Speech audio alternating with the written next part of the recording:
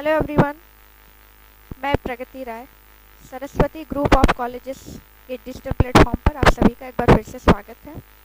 Last के video में आपका टॉपिक चल रहा था सेल। अभी वो इनकम्प्लीट था। मैंने आपको बताया था कि काफ़ी लंबा टॉपिक है ये और एक वीडियो में ये कवर नहीं हो पाएगा, तो इसका आज सेकंड वीडियो है। यानी सेल्स का जो पार्ट रह गया था लास्ट के वीडियो में उसको आप पढ़ेंगे। इसके पहले तक आपने सेल्स के बारे में पढ़ा था। सेल्स है क्या, कोशिका क्या है। इसके अलावा कोशिका का इतिहास पढ़ा था आपने कि कोशिका की खोज सर्वप्रथम किसने की थी, किस वैज्ञानिक ने की थी। इसका आकार पढ़ा था आपने, कोशिका की माप, आकार तथा संख्या। इसके अलावा कोशिकाओं के प्रकार, लास्ट का जो वीडियो था उसका लास्ट जो हेडिंग था वो कोशिका का प्रकार था, जिसमें आपको प्रोकैरियोटिक और यूकैरियोटिक में अंतर बताया गया था। यानी कोशिका के प्रकार को दो पार्ट में बांटा गया है, प्रोकैरियोटिक और यूकैरियोटिक, जिसमें दोनों में जो अंतर है वो आपको बताया गया था। एक बार फिर से उसको मैं रिपीट कर देती हूँ। जिसमें प्रोकैरियोटिक में बताया गया था कि ये प्रारंभिक कोशिका इसको माना जाता है, जो कि इनकम्प्लीट होता है, ये पूर्ण कोशिका नहीं होता है। वहीं जो यूकैरियोटिक है ये पूर्ण होता है। प्रोकैरियोटिक में जो श्वसन क्रिया होती है वो केंद्रक के द्वारा होता है, और जो केंद्रक है वो भी पूर्ण नहीं होता है। यानी केंद्रक के बाहर का जो लेयर होता है, जो प्रोटेक्शन होता है, जो झिल्ली होती है, वो उसका निर्माण नहीं हुआ रहता है। यूकैरियोटिक में जो श्वसन क्रिया है वो माइटोकॉन्ड्रिया के द्वारा होती है। यूकैरियोटिक पेड़ पौधों में और जंतुओं में दोनों में पाया जाता है। तो इसके कुछ अंतर आपको बताए गए थे लास्ट के वीडियो में। आगे चलते हैं। कोशिका की संरचना जो बहुत ही इम्पॉर्टेंट है। ऐसे तो कोशिका चैप्टर ही बहुत इम्पॉर्टेंट है, इसका हर एक पॉइंट बहुत इम्पॉर्टेंट है। तो जिसमें अगला पॉइंट आपका है कोशिका की संरचना, यानी किन संरचनाओं के द्वारा कोशिका का निर्माण हुआ है। यानी सब सोचिए, एक छोटी सी कोशिका जो खुद सूक्ष्म आँखों से दिखाई नहीं दे रहा है, सूक्ष्मदर्शी की सहायता से जिसे देखना पड़ रहा है, यानी बिना माइक्रोस्कोप के इसको देखना पॉसिबल नहीं है। वही कोशिका, उसके अंदर भी कई सारे ऐसे पार्ट्स हैं जो अगर ना रहें तो कोशिका का जो कार्य है वो अपूर्ण होगा। यानी इन सारी चीज़ों को मिला के ही कोशिका की रचना हुई है। तो जिसमें सबसे पहला आपको दिख रहा है कोशिका झिल्ली। कोशिका झिल्ली को प्लाज्मा झिल्ली भी कहते हैं। प्लाज्मा झिल्ली, ये जो प्लाज्मा झिल्ली है यानी कोशिका झिल्ली, ये पेड़ पौधों और जंतु दोनों में पाया जाता है। यानी पादप और जंतु दोनों में पाया जाता है। और यह जो कोशिका झिल्ली है यह प्रोटीन का बना होता है, और कोशिका के जितने भी अंग हैं वो सभी इसी झिल्ली में रहते हैं। यानी आप समझ सकते हैं कि कोशिका के सबसे बाहर का जो पार्ट होता है वो एक झिल्ली में होता है। जैसे हम लोग कोई सामान लेने जाते हैं, तो सामान लेने जाते हैं मार्केट में, सब्ज़ी लेने गए, तो सब्ज़ी को लेने के लिए हमें किसी झिल्ली की ज़रूरत पड़ती है। तो उस झिल्ली में हम सब्जियों को लेके आते हैं, और उस झिल्ली के द्वारा वो सामान हमारा सुरक्षित रहता है। उसी तरह ये कोशिका झिल्ली है, यानी कोशिका के जितने भी अंग हैं वो सारे अंग ये इसी झिल्ली में रहता है। एक तरह से तो ये बाहरी अंग हुआ, कोशिका का बाहरी एक परत हुआ जो प्रोटीन का बना होता है, और जंतुओं में भी पाया जाता है और पादप यानी पेड़ पौधों में भी पाया जाता है। सेकंड है कोशिका भित्ति। अब ये जो कोशिका भित्ति है यह केवल पादप में पाया जाता है, यानी ये केवल पेड़ पौधों में पाया जाता है, क्योंकि जो पेड़ पौधे हैं वो सेल्यूलोज के बने होते हैं और उसकी सुरक्षा एवं उसको आकार प्रदान करता है। यानी बाकी के जो सेल्स हैं, बाकी जो जंतु के जो सेल्स हैं उनमें सिर्फ कोशिका झिल्ली रहती है, बस कोशिका झिल्ली उनको प्रोटेक्ट करता है। लेकिन पेड़ पौधों को कोशिका झिल्ली के अलावा कोशिका भित्ति भी होती है, वो उसको प्रोटेक्शन देती है, यानी डबल लेयर प्रोटेक्शन। क्योंकि जो पेड़ पौधे हैं वो सेल्यूलोज के बने होते हैं और उनका जो एक आकार प्रदान करता है वो कोशिका भित्ति उनको आकार प्रदान करता है। नेक्स्ट आते हैं माइटोकॉन्ड्रिया। ये सेल्स का बहुत इम्पॉर्टेंट हिस्सा होता है। माइटोकॉन्ड्रिया ही सेल्स में श्वसन क्रिया करती है, जिसमें कौन से और सेल्स का जो यूकैरियोटिक है उसमें श्वसन क्रिया माइटोकॉन्ड्रिया के द्वारा होता है। प्रोकैरियोटिक में माइटोकॉन्ड्रिया श्वसन क्रिया नहीं करती है, श्वसन क्रिया उसमें केंद्रक के द्वारा होता है। तो माइटोकॉन्ड्रिया श्वसन का कार्य कर रही है, प्लस हमारे शरीर में जो ऊर्जा है, ऊर्जा को ये संग्रहित रख रही है, सुरक्षित रख रही है। यानी हम जो भोजन ग्रहण करते हैं, भोजन ग्रहण करने का हमारा उद्देश्य है शरीर को ऊर्जा प्रदान करना। ऊर्जा के लिए हम भोजन ग्रहण करते हैं, क्योंकि ऊर्जा ही हमारे बॉडी का फ्यूल है। तो वो जो ऊर्जा हम ग्रहण किए हुए हैं अलग अलग पोषक तत्वों के द्वारा, तो उन पोषक तत्वों से पाचन क्रिया के बाद जो उनकी पौष्टिकता, उनसे मिली हुई जो ऊर्जा हमारे शरीर को मिलती है, वो एक जगह सुरक्षित संग्रहित रहती है। क्योंकि बॉडी का जितना पार्ट है, हर जगह ऊर्जा की मांग अलग अलग है, क्योंकि सबकी क्रियाशीलता एक नहीं है। कोई पूरे दिन, जैसे अगर क्रियाशीलता को देखा जाए तो 3 प्रकार के व्यक्ति होते हैं। एक होते हैं उच्च क्रियाशील व्यक्ति, एक मध्यम और एक निम्न। तो सबकी जब क्रियाशीलता अलग है तो सबको ऊर्जा की ज़रूरत भी अलग अलग होगी। कोई व्यक्ति बैठ के कार्य करता है, कोई खड़े होके करता है, कोई व्यक्ति पूरे शरीर से कार्य कर रहा है, जैसे मजदूर हो गए, तो उनका पूरा शरीर ऊर्जा व्यय कर रहा है। अगर कोई क्लर्क है तो बैठ के काम कर रहे हैं, कंप्यूटर ऑपरेटर हैं वो बैठ के काम कर रहे हैं, हाथों का प्रयोग ज़्यादा हो रहा है। टीचर्स हैं वो खड़े होके पढ़ा रहे हैं, तो उनके पैरों में ज़्यादा शक्ति चाहिए, ऊर्जा चाहिए। उनके मुख को ज़्यादा ऊर्जा चाहिए, हाथों को ज़्यादा ऊर्जा चाहिए। तो ऐसे में जिनका कार्य जैसा होता है उनको ऊर्जा की ज़रूरत भी वैसी ही पड़ती है, और ख़ासकर उस अंग में ऊर्जा की ज़रूरत ऐसे पड़ती है। तो उन अंगों तक ऊर्जा ले जाने का कार्य गोल्जी काय करता है। यानी माइटोकॉन्ड्रिया में ऊर्जा हमारा क्या है, सुरक्षित एवं संग्रहित रहता है। लेकिन सिर्फ सुरक्षित एवं संग्रहित रहने से काम नहीं चलने वाला, बल्कि परिवहन का कार्य भी बहुत ज़रूरी है। यानी जब तक परिवहन नहीं होगा तब तक ऊर्जा उस स्थान तक पहुंचेगी कैसे, जिस स्थान पे ज़्यादा ज़रूरत है। सपोज़ कोई धावक है, दौड़ने वाला कोई व्यक्ति है, उसको रेस लड़ना है, तो ऐसे में उसके पैरों को बहुत ज़्यादा ऊर्जा की ज़रूरत है। तो ऐसे में जो माइटोकॉन्ड्रिया में, यानी हर एक सेल्स में ऊर्जा उपस्थित है। सेल्स का जो एक पार्ट है माइटोकॉन्ड्रिया, उसमें ऊर्जा उपस्थित है। तो जहाँ पैरों के सेल्स हैं उस जगह पे उस व्यक्ति को ऊर्जा की ज़्यादा आवश्यकता है। तो ऐसे में जो गोल्जी काय है, गोल्जी बॉडी भी इसको कहते हैं, ये ऊर्जा को एक स्थान से दूसरे स्थान तक पहुंचाता है। अब जैसे अभी बोलने की वजह से मेरे ज़बान को ज़्यादा ऊर्जा की ज़रूरत है, गले को ज़्यादा ऊर्जा की ज़रूरत है, तो मेरे शरीर के जो सेल्स हैं, जो माइटोकॉन्ड्रिया में ऊर्जा उपस्थित है, वहाँ से मतलब बाकी का जो हिस्सा जिसमें ऊर्जा की कम ज़रूरत है, वहाँ से ऊर्जा को उठाता है, और गोल्जी का उसको उठा के उस स्थान पर पहुँचा देता है जहाँ पे ऊर्जा की ज़्यादा खपत हो रही है। तो ये 4 जो संरचना है आपको समझ में आ गया होगा। आगे देखते हैं। आगे है रसधानी। रसधानी में यानी हमारा शरीर जो है, आप सभी जानते हैं, शुरू से ही आप पढ़ते आते हैं कि हमारा शरीर 65 से 70% तक जल का बना होता है। यानी 65 से 70% हमारा शरीर जल का बना होता है। लेकिन जल दिखता कहाँ है?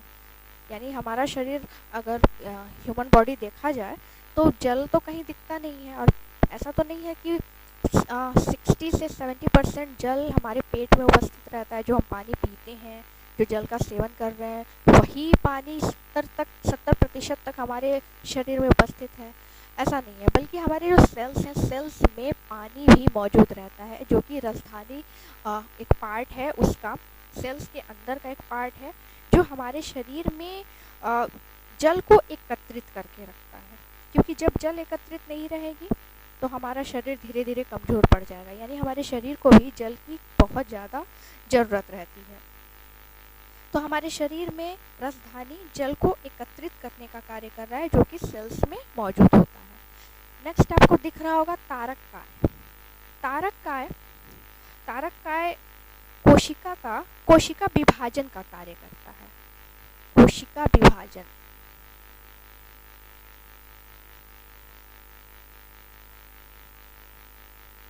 कोशिका विभाजन, अब जैसे आपको शुरुआत में बताया गया था कि हमारे बॉडी में जो लीवर है वहाँ पे कोशिकाएं बहुत तेज़ी से विभाजित होती हैं। यानी अगर किसी रीज़न से हमारे लीवर को निकाल दिया जाए तो पुनः दोबारा लीवर बन जाते हैं, क्योंकि वहाँ पे जो सेल्स हैं वो बहुत तेज़ी से बढ़ते हैं। लेकिन हमारे ब्रेन में जो न्यूरॉन होता है वहाँ पे सेल्स का विभाजन नहीं होता है, इसीलिए वहाँ पे नए सेल्स का निर्माण नहीं होता है। तो तारककाय यानी जो हमारे शरीर में सेल्स डैमेज हो रहे हैं, टूट रहे हैं, क्षतिग्रस्त हो रहे हैं, उनको एक तरह से रिकवर करने का कार्य करता है। यानी जो सेल्स मर गए हैं, डैमेज हो गए हैं, उनको पुनः निर्माण करने का कार्य कर रहा है। कोशिका विभाजन का मतलब ये नहीं है कि कोशिकाएं अपने आप टूट रही हैं, बल्कि कार्य की वजह से टूट रही हैं, विभक्त हो रही हैं। तो एक कोशिका नष्ट हुआ तो ये दूसरा कोशिका का निर्माण कर रहा है। इसी तरह कोशिका विभाजन का कार्य तारककाय कर रहा है। अंतःप्रदव्य जालिका, अंतःप्रदव्य जालिका कंकाल का काम करता है, मतलब एक आंतरिक कंकाल और दूसरा आंतरिक कंकाल और आंतरिक सहायता का कार्य करता है। यानी एक तरह से अंतःप्रदव्य जालिका जो है वो वसा का निर्माण और प्रोटीन का निर्माण का कार्य करता है। वसा और प्रोटीन क्योंकि का निर्माण करता है, क्योंकि इसमें दो हिस्से होते हैं, या अंतःप्रदव्य जालिका में दो हिस्से होते हैं। एक हिस्सा काफ़ी रफ होता है और एक हिस्सा काफ़ी सॉफ्ट होता है। तो जो रफ हिस्सा होता है उसमें प्रोटीन का निर्माण होता है और जो सॉफ्ट हिस्सा होता है उसमें वसा का निर्माण होता है।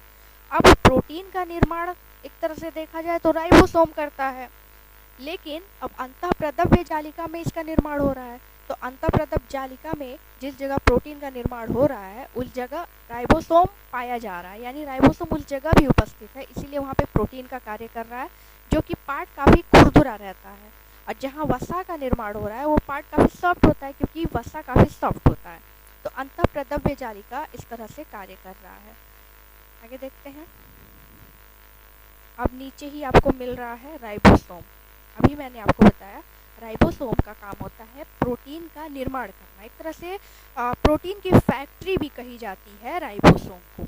यानी अंतःप्रदव्य जालिका में भी वसा और प्रोटीन का निर्माण हो रहा है, तो जिस जगह पे प्रोटीन का निर्माण हो रहा है उस जगह पे ऑलरेडी राइबोसोम उपस्थित है, इसलिए प्रोटीन का निर्माण कर रहा है।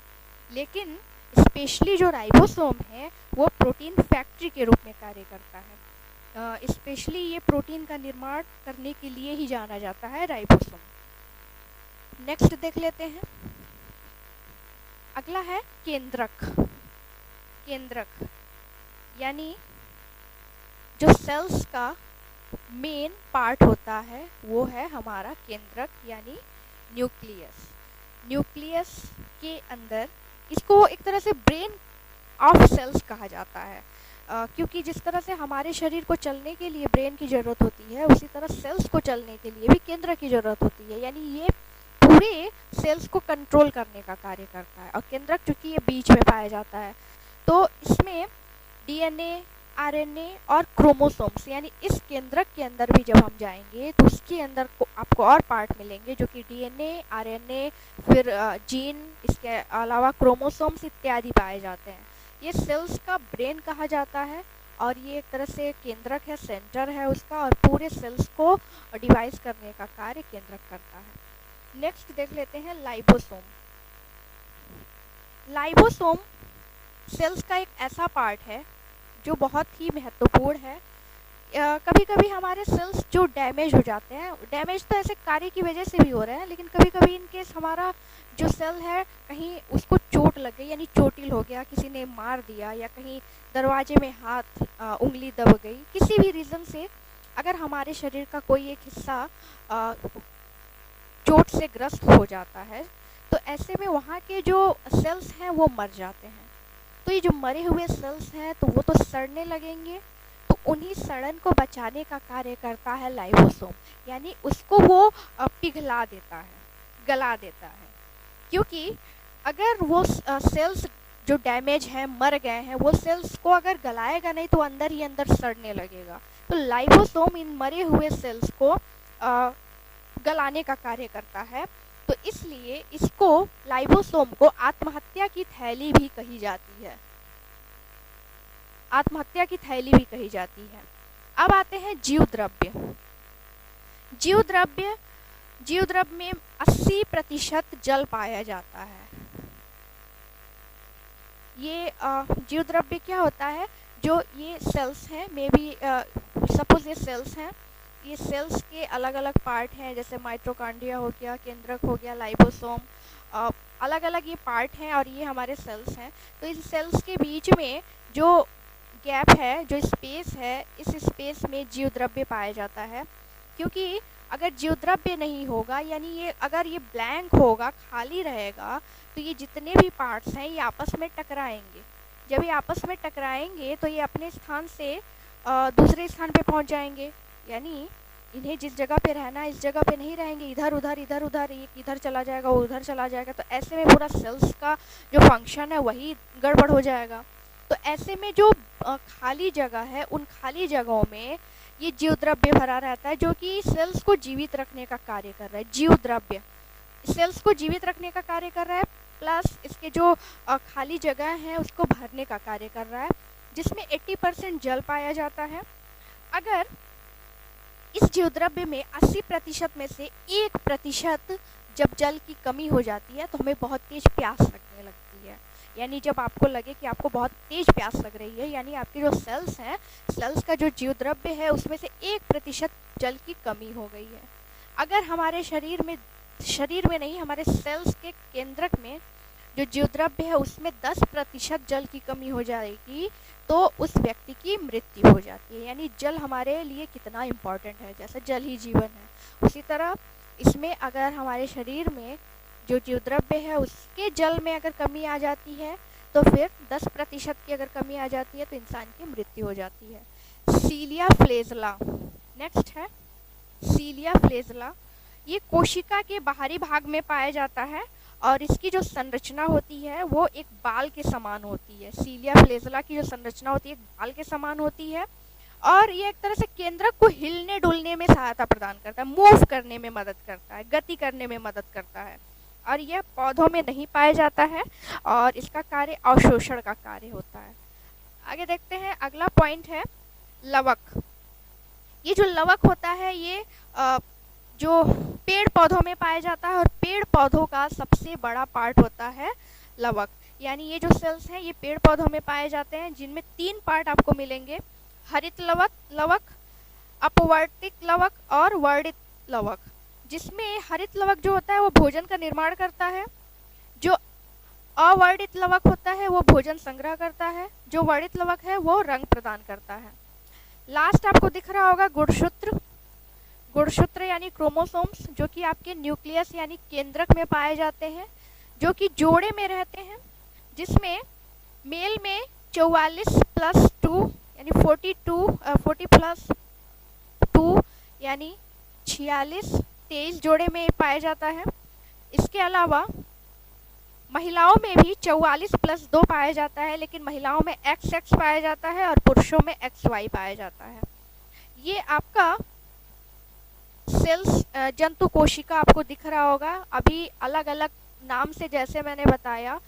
ये उसका एक फिगर है जिसको आप देख के अच्छे से समझ सकते हैं, जो कि ये गोल्जी का है, मैंने बताया था उसका क्या कार्य है। जीव द्रव्य हर जगह आपको दिखेगा।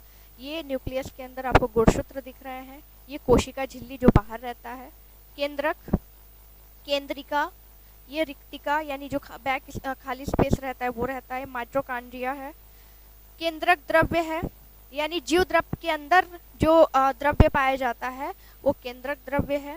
फिर ये जालिका है, अंतःप्रद्रव्य जालिका, जो इसके पहले मैंने बताया, लाइपोसोम गोल्जी का है। ये आपका जंतु कोशिका का एक चित्र था जिसकी सहायता से आप इसको आसानी से समझ सकते हैं। आज का वीडियो आपका यहीं ख़त्म होता है और सेल्स टॉपिक भी आपका ख़त्म होता है। मिलते हैं नेक्स्ट वीडियो के साथ। Thank you.